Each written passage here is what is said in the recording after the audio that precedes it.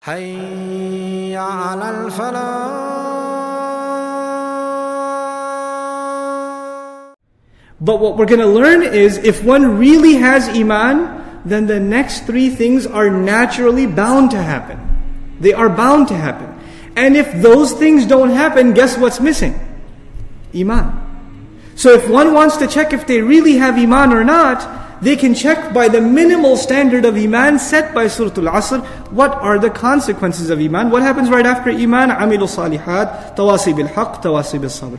If those things aren't happening, then there's something missing in iman.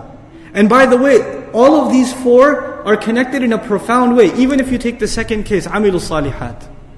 What is after amilu salihat? They act righteously. They enjoin the truth. They don't keep the good to themselves. Now they're enjoining the truth, of which I'm using the cliche translation. The idea of it is to get the truth to others. Tell others to do good too. In other words, if you are truly doing good, it is impossible for you to keep it to yourself. It's impossible. A necessary consequence of that will be you will have to share it with others. That is part of goodness. And then when you do enjoin the truth to others, you will get people that respond to you, and you will get people who hate what you have to say. And when you get people who hate what you have to say, you will necessarily need to develop what? Sabr. You're going to have it. It's a necessary, these are all connected things. One leads to the other, to the other, to the other. And we'll explore more of that as we continue, inshaAllah ta'ala. This is actually why this surah opens up in most explicit detail these fruits of iman that usually in the Quran are mentioned in one or two terms. Sometimes Allah says, الَّذِينَ آمَنُوا. الَّذِينَ آمَنُوا. That's enough. Because really the rest is what? Fruits of iman. Right? So if you understand iman properly, then the rest is understood. Sometimes He elaborates it a little more and says, الَّذِينَ آمَنُوا وَعَمِلُوا الصَّالِحَاتِ. He'll say two things. But in this surah, He doesn't say two things, He says four things. And if you notice, the last two things, tawasi bil haqq and tawasi bil sabr, are actually deeds in and of themselves. They are deeds. And so, amilu salihat is a deed, amal. And tawasi bil haqq and tawasi bil sabr are also a'mal, amalain. They're both actions too. In other words, what we're learning here is Allah highlighted the two actions. This is what I mentioned last time also. Allah is highlighting the two actions that get overlooked by people when they think about good deeds. The actions that they don't tend to think about when they think about doing good deeds are the ones that are explicitly highlighted, so we understand this is the bare minimum of good deeds that you need to accomplish. That is tawasi bil haqq and tawasi bil sabr included in the discussion. Know that your life is basically on the verge of death.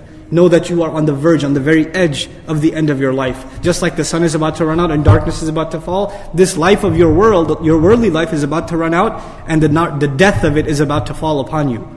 Think of it like that, and then you will develop that state of emergency. Anyhow, finally, Ibn Kathir rahimahullah says, الزمان الذي يقع فيه حركات بني آدم من خير وشر. This is all time in which the activities of the human being, of the children of Adam have occurred, whether they be good activities or they be bad activities. And by saying good and bad, what he's actually telling us is that the human beings overall, what have they done more of, good or bad? They've done more bad, hence they are in khusr. Time has illustrated that they had opportunity to do both, but they ended up doing more bad than good, so human beings have ended up in loss. By understanding that implication of asr, what we're learning in wal asr innal insana lafi khusr is human beings are in loss, and the time to change the way they are supposed to do it is right now. This is the time to change immediately. That's one of the benefits of asr in that word. We are being asked to reflect on time that is dripping away from all of us. We can get lost in the technicalities and the grammatical analysis and the quotes of the mufassirun, but let's think about how this applies to us. You and I have 24 hours in a day. How many of them are gone in sleep? How many of them are gone in work? How many of them are put into efforts to build our savings, dunya savings, pay the bills, but how much of it is being prepared so we can pay our bills in the akhirah? How much of it is going so that we can actually be ready to stand before Allah Azza wa Jal for that audit. There's the audit in tax season, then there's the ultimate audit that's coming, in which we all have to stand for every single thing that we've done. If I say this all the time, one of the benefits of this surah and using the word asr, because it's part of a day, is Allah is making us imagine our entire life as though it is how many? One day. That it's one day. If you can transform how you spend one day, basically you have transformed your life. Because you know this already. Many of you work full-time or are students full-time, or do you take care of the home full-time? A lot of your days are exactly the same. There's a lot of routine. It's the same exact thing over and over and over again. So if you can bring a change to one part of your day, you've actually transformed one part of your entire life. You've transformed an entire part of your life. And that the time to make that change is running out. And my personal advice to you, this is not part of tafsir, just personal advice, we make changes to ourselves in Ramadan. We make those changes. We make changes for Eid. We make changes, or break from our schedule on special occasions, at the death of a family member. We make changes on these kinds of special occasions, at the birth of a child, etc., etc. But then we go back to the routine. We go back to our old ways. Why do we go back to our old ways? Because we don't see the sense of urgency. You see, you don't say, man, I used to go to work on time at 9 o'clock, and I was doing that for a while, but then I just, got lazy, and now I go at 10 o'clock, 11 o'clock. You won't do that because you know you're going to get fired. You know there's a sense of urgency, you have to be there. And the fact that you have convinced yourself that there's an absolute sense of urgency, you have no choice but to be there on time every day, you have no choice in the matter, it automatically made your consistency easy for you. It didn't make it hard anymore. You just have to do it, you don't think twice about it. Somebody says to you, how do you do it, man? I just got to do it. I don't think about it, I just do it. That's it. Now, if we really, really believed, like we believe we will lose our job when we don't show up on time, right? If we really, really believed that we are heading for loss, and there are certain behaviors that need to enter into our life, like the regularity of salah, for example, like the abandonment of vain activity, for example, if we were really convinced that not changing our behavior will lead us to loss, like the loss of a job, right? Like, nobody's going to be late for their immigration appointment. They're going to be there 2 hours early. Right? They're going to prepare the night. They have Qiyam al-Layl the night before because it's at 6 a.m. so they won't go to sleep.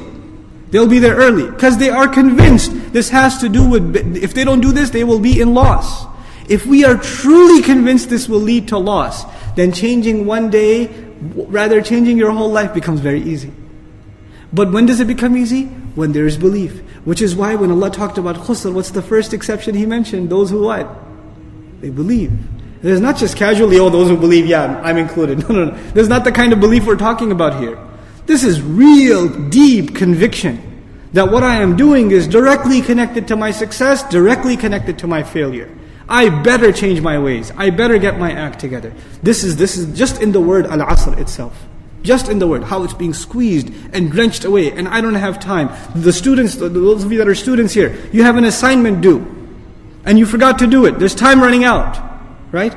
The kind of urgency you will see in a student, the kind of urgency to study for the exam before the final, the kind of urgency you will see for an accountant in tax season, the kind of urgency you will see, for example, if you're late to work, the kind of behavior you will have at home, things will be upside down, you better not be late.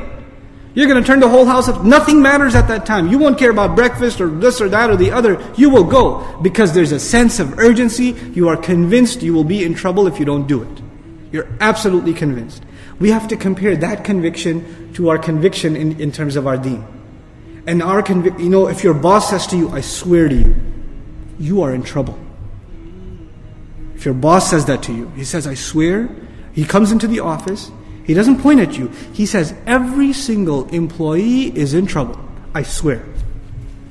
Every single one. They're gonna lose big.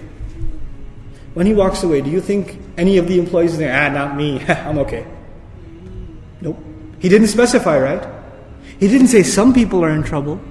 He didn't say that guy over there is in trouble. What did he say? Every single one. You're all in trouble. And you're going to find out pretty soon, time's running out. There's a deadline. You're going to find out very, very soon how much trouble you're really in. Now when you hear that, in dunya, there's a sense of urgency. There's, oh my God, what am I supposed to do? What does he want? Why is he angry? Is it something we're not doing? Now think about this.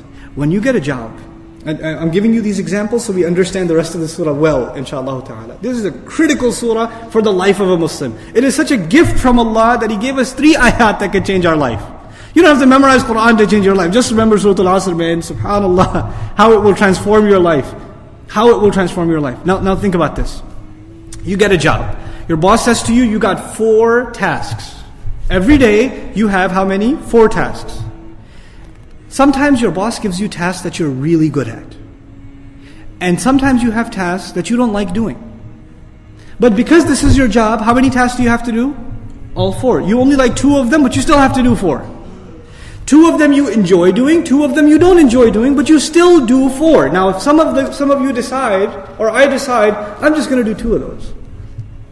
Because I'm really good at those 2. I'm not going to even touch the other 2. I'm not worried about that. He'll be okay. When he sees how impressive my first 2 are, he'll forget about the other 2. So you don't do the other 2 tasks. And the boss comes after a week, so what's the story? Where are you on the progress? I finished the first 200%. Oh, what about the other? Actually, I'm not going to do those. But see how good I did the first 2. What's going to happen to this person? What do you think is going to happen? He's going to keep his job? No. Even if you did not the best job, but at least you did your best for all 4.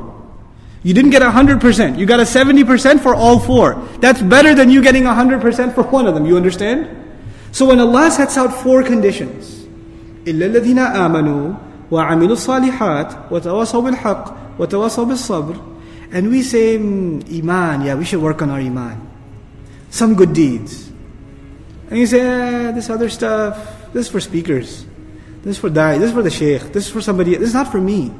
This is for somebody else. Then what are you doing? You're saying, Allah says, everyone's in trouble except people who meet 4 conditions, but you're only interested in 2, or 1, or 3, or whatever. You're picking and choosing, that is also in loss. It's all or nothing.